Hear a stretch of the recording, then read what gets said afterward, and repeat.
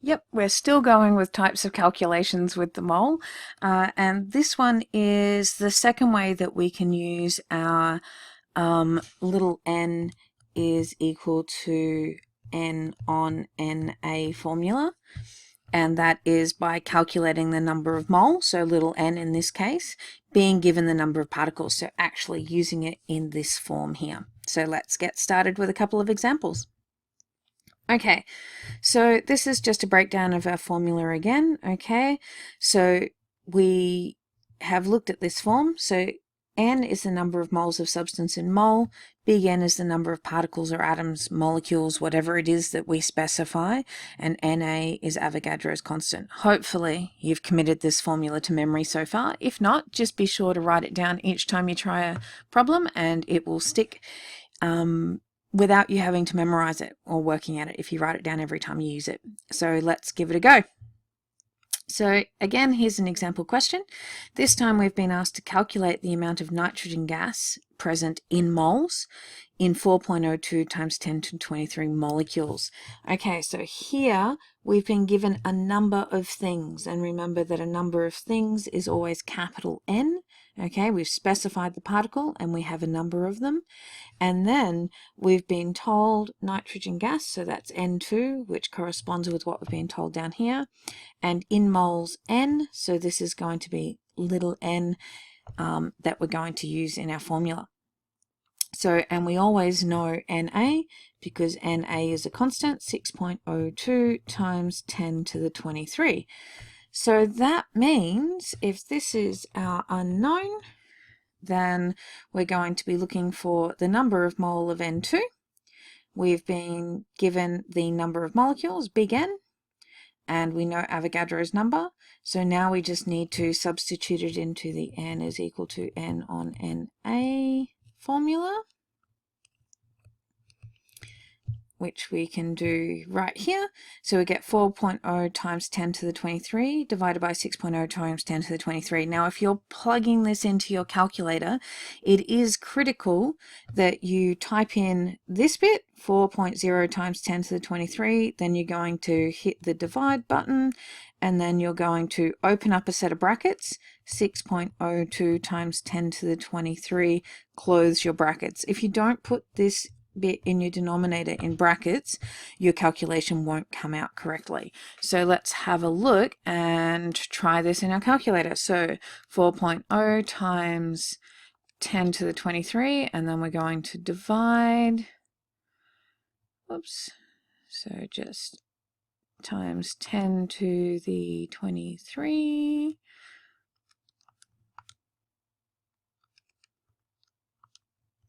And then we're going to divide by open brackets 6.02 times 10 to the 23, close my brackets, and I end up with 0.6645 mole. Okay, and if we were looking at this for significant figures, I would only go to two significant figures, which would give me 0.66 mole. Okay, or 6.6 times 10 to the negative 1. Okay, all of these would be acceptable answers. Okay, just make sure that you are using brackets in the bottom half. Okay, so this would mean that this number of molecules is going to give me this many, this number of mole will give me this many molecules. Okay. Okay, so let's have a look. It wants us to calculate the amount of oxygen gas in moles in 14.0 times 10 to the 23 atoms of oxygen. Okay, this one is a little bit trickier. Okay, this one should not actually have an 2 there. So it says atoms of oxygen, so we're just talking single atoms. That's how much we've got there. Okay, so we've got N of oxygen is equal to 14.0 times 10 to the 23. Okay, we know that Avogadro's constant is equal to 6.02 times 10 to the 23, but it wants us to find little n of O2. Okay, so remember how the last time we were looking at using a grid. to work this out, a ratio grid. Well, what we need to look at this time is that for oxygen atoms is to O2 molecules, okay, we have 2 oxygen atoms for every 1 O2 molecule. Okay, so if I have a particular number of oxygen atoms, then I'm only going to get 1 O2 for every 2.